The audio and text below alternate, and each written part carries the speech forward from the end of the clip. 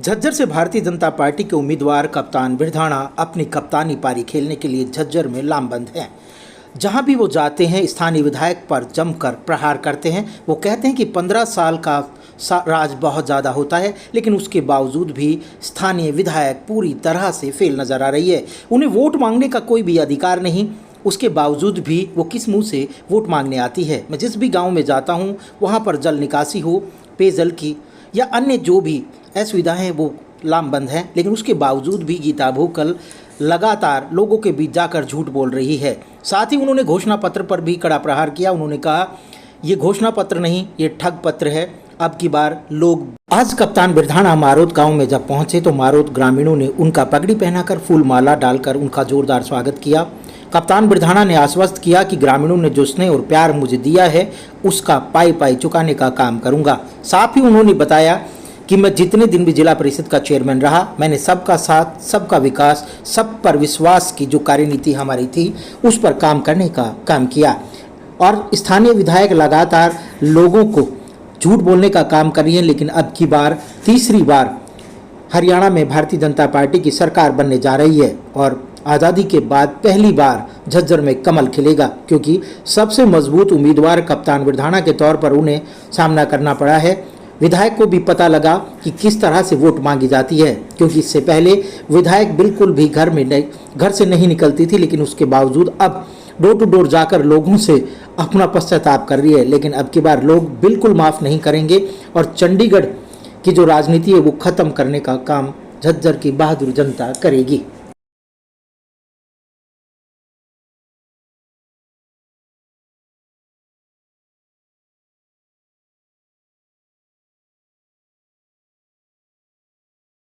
होते हैं कि परिस्थिति क्या उत्साह हो गया अंदर।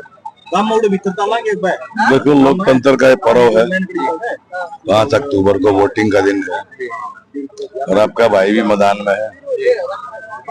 और जिस तरह का रुझान पूरे हलके के एक एक आदमी का जो प्यार मुझे मिला है, लोगों ने इस चुनाव को एक नए रूप में चुनाव लड़ने का काम किया और हलके का एक एक आदमी अपने आप को कप्तान बिरधाणा मान के इस चुनाव की तैयारी में है। कल गीता भोकल मत के गांव में, आपके मतन हिल गांव में थे, वहां पर जोर शोर से स्वागत किया गया। फूल मालाओं से, पैसों की मालाओं से, लड्डुओं में, कई फूलों में तोला गया। आपको किस तरह देखा? नहीं, बिल्कुल बहुत अच्छा। मैंने बताया ना कि बहुत जबरदस्त रुझान है और सरपंच की तरह लोग चुनाव लड़ रहे हैं। और कल मातन हिल का मेरा प्रोग्राम था। गीता भोकला गांव का मातन हिल, किसने बताया? और चुनाव लड़ने के लिए आई थी। गांव के भी अपना सोच थी। तो मातन हिल गाँव में आज ये समस्याएं थोड़ी पाती जिस तरह लोग दुखी है। यदि कोई गांव का आदमी चुनाव लड़े और मंत्री भी रहे, एमएलए भी रहे 4 बारी, और फिर गांव की ये दुर्दशा है। कल 26 चाय पानी के मेरे प्रोग्राम थे वहां पर और अच्छे प्रोग्राम रहे। और ये एक प्यार है आपके बेटे का, सही मायने में जो जनता का प्रतिनिधि, जो लोकल प्रतिनिधि आज जनता को मिला है, जो उनके अपने बीच में निकल के गया हुआ है, वो लोग उसको प्यार दिखाने का काम कर रहे हैं। तो अब की बार झज्जर की पूरी जनता ने मैदान बना लिया है कि अब की बार झज्जर में कमल को खिलाना है। बिल्कुल, आजादी के बाद पहली बारी झज्जर के अंदर हम कमल खिलाएंगे जनता। और एक तरफा रुझान जिस तरह का दिख रहा है, 5 अक्टूबर को लोग कमल के सामने वाला बटन दबा करके आपके भाई को भेजने का काम। जब गाँव जा रहे हैं, गाँव में क्या क्या समस्या आपके सामने निकल के आ रही है?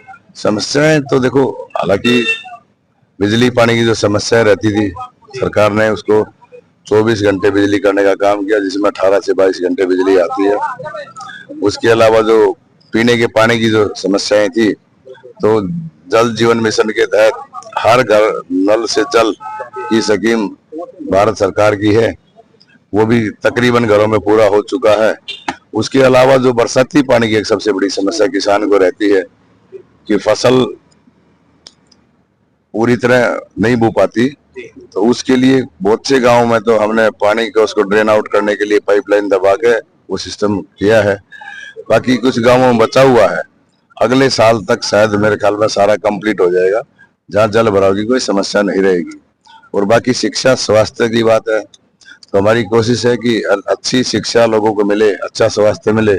स्वास्थ्य के लिए भी सरकार ने जो 5 लाख रुपए तक की जो लिमिट थी आयुष्मान कार्ड के तहत, उसको 10 लाख रुपए करने का काम किया। 70 साल से ऊपर जो लोग हैं, हमारे ताऊ, हमारी ताई, परिवार में आय चाहे कितनी भी हो, उनको 5 लाख रुपए तक का स्वास्थ्य बीमा देने का काम किया। शिक्षा में आज पीएम श्री स्कूल जो पूरे गांव में जो हमने एक शुरुआत की, ये हमारे ग्रामीण समाज के बच्चे भी इन प्राइवेट स्कूलों से बच के सरकार के द्वारा खोले गए जो पीएम श्री स्कूल है, जहाँ शुरुआत से इंग्लिश मीडियम के द्वारा पढ़ाया जाता है, उन स्कूलों का भी हमने सुधार करने का काम किया। अल्टीमेटली हर एक चीज में भारतीय जनता पार्टी ने सुधार किया। हमने जो नीतियां बनाई, वो नीचे से नीतियां बनाने का काम किया, ताकि सही मायने में जो अंत्योदय की जो योजना है वो सार्थक हो और गरीब आदमी जो अंतिम पायदान पर बैठा हुआ उसको इस चीज का फायदा मिले। धन्यवाद।